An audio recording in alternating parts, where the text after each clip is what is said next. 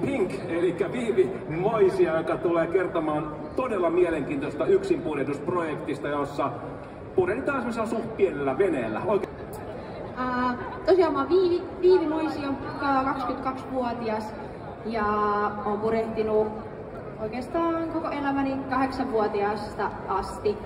Aloitin Optimisti-jollalla ja siitä lähtien oikeastaan sit purjehtinut vähän erilaisia veneitä.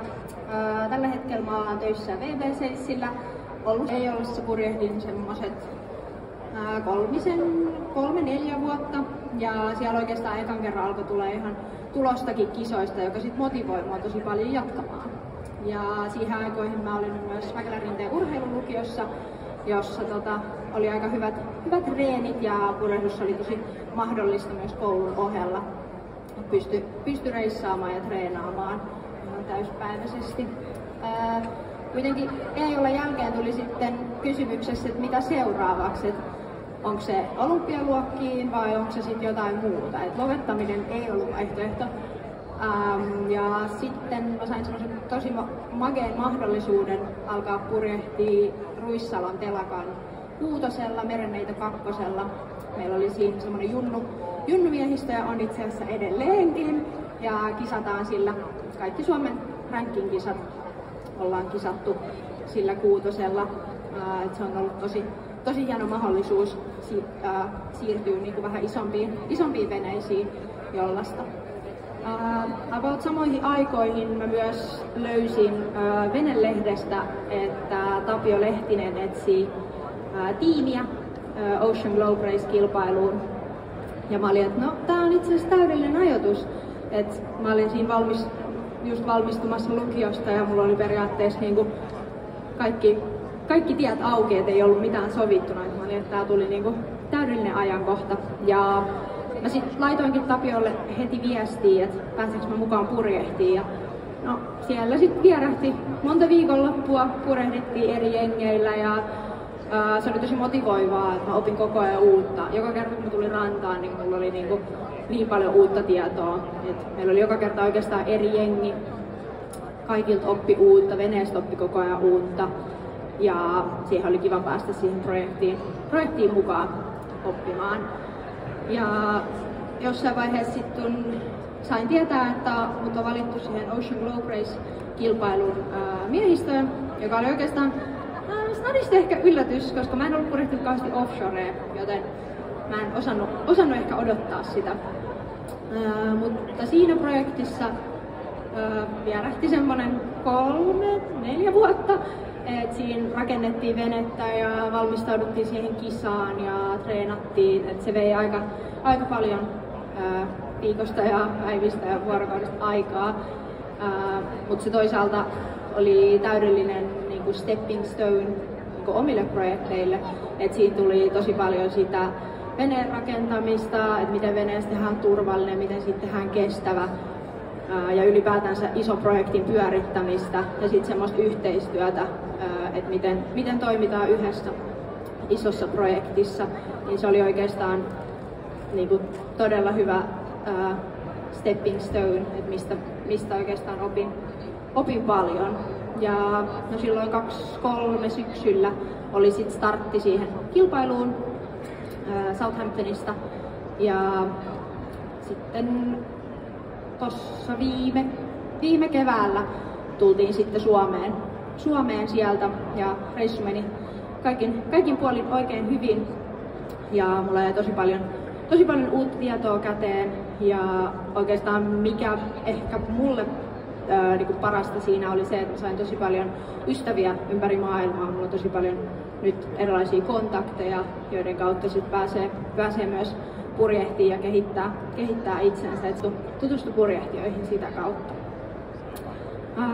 OGR:n jälkeen oikeastaan viime kesä meni Suomessa 6. purjehtien ja sitten mä sain loistavan mahdollisuuden lähteä Ranskaan semmoiseen Tour Voile-kilpailuun, joka sitä kutsutaan nimellä Ranskan ympäripurjehdus.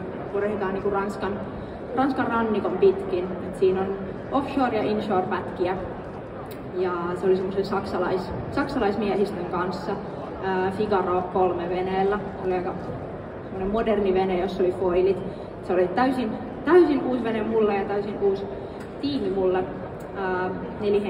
Nelihenkisellä tiimillä mentiin.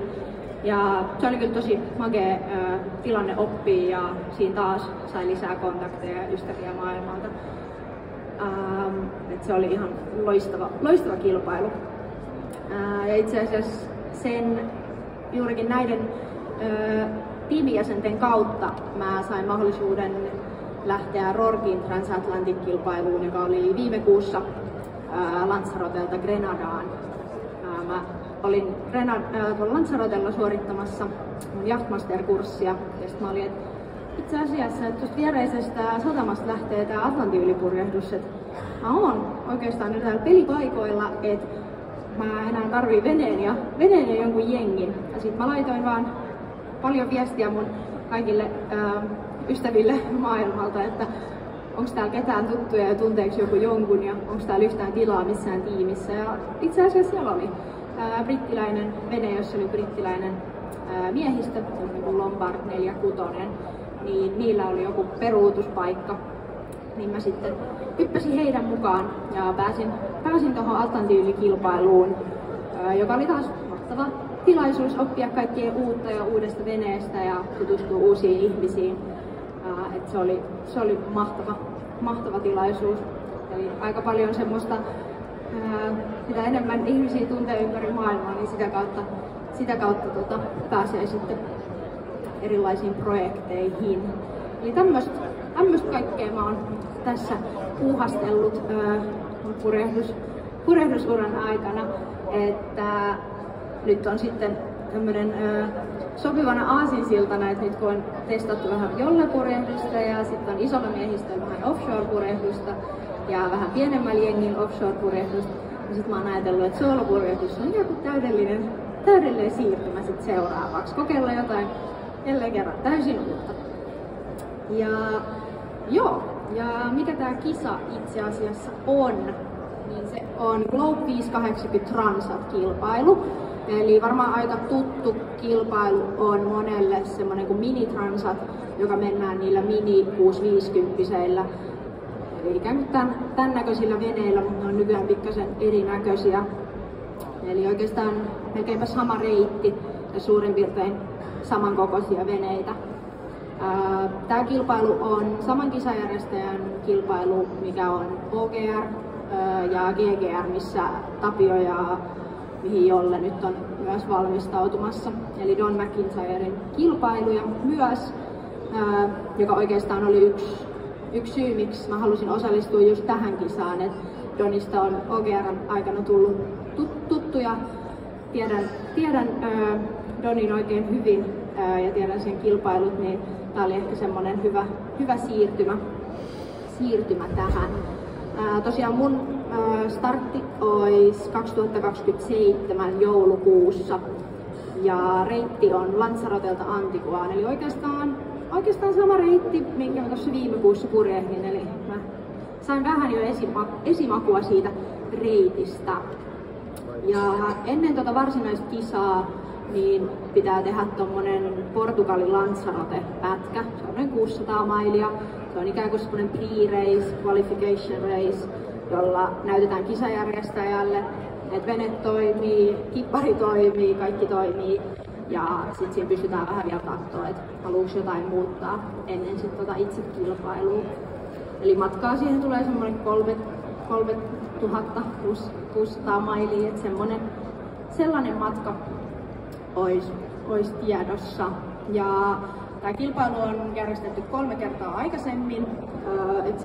Eli veneenä aika tosi pieni vene. Ja se on semmoinen 900 kiloa veneenä ilman mitään varusteita sun muita. Ja se veneen materiaali tehdään merivanerista, okumevaneria ja sitten lasikuitu epoksi pinnoite siihen päälle. Ja sitten ikään kuin tämä veneen tavallaan tämä koko rakennusprojekti, sen pystyy toteuttamaan muutamalla eri tavalla. Eli osa kippareista rakentaa veneen ihan alusta asti itse. Eli kaikki rungostaa suurin piirtein mastoon asti itse. Osa on ostanut valmiina käytetyn veneen, eli edellisiltä kilpailuilta on ostettu paljon käytettyjä veneitä.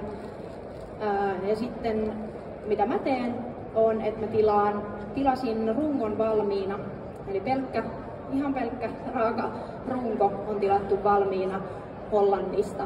Siinä vähän säästettiin aikaa ja sitten mä halusin vähän panostaa siihen laatuun ja turvallisuuteen. Et se on osa myös tehnyt niin, että tilaa vähän niin valmiina veneen ja sitten varustelee sen muuten itse. Mä halusin myös pistää paljon paukkuja siihen, että mä ehdin treenaamaan tuolla veneellä, etten mä siellä edellisenä iltana ruuvaamassa vielä heloja ja muita härpäkkeitä kiinni, niin mä halusin, että se vene on tarpeeksi ajoissa valmiina, että mä pystyn oikeasti keskittyä siihen purjehdukseen, ettei tarvitse sit alkaa opettelemaan sitä hommaa keskellä kilpailua. Ja mä oon saanut koko ajan kuvia Hollannista siitä veneestä ja se tällä hetkellä on aika hyvällä mallilla se vene, että nämä on tässä pitkin talvea on nämä kuvat. Eli se on aloitettu siitä, että siihen on laitettu noi laipiot ja sitten sen ympärille on alettu laittaa niitä rimoja. Ja sitten tämä toinen kuva, siinä on jo noi levyt ja sitten siinä on lasikuitumattoa päällä. Ja se on tilattu Colibri Yacht veneveistämöltä. Siellä on ennenkin rakennettu yksi samanlainen vene, joten siihen pystyy luottaa, että ne tietää mitä tekee. Mutta aika paljon tässä kilpailussa, koska tämä on One Design-luokka, tässä on aika paljon sääntöjä, mitä pitää noudattaa, ei voi ihan sovellella. Puolikaspullut, ja niitä tehdään 2 ja sitten ne liitetään tähän köliin kiinni. Eli se on niinku se kölin, eli puoliksi toi ammattilainen on tehnyt ja sitten puoliksi me tehdään siellä verstaalla. Semmoinen näin, mä oon VBC:ssä töissä, niin tää on aavistuksen negatiivinen puoli, että siinä pitää olla quantum sensing purjeet. Eli ei voi tehdä weballa itse purjeet. Mä oon vähän harkinnut, että mä laittaisin viestiä, että saisinko mä nyt tehdä kuitenkin.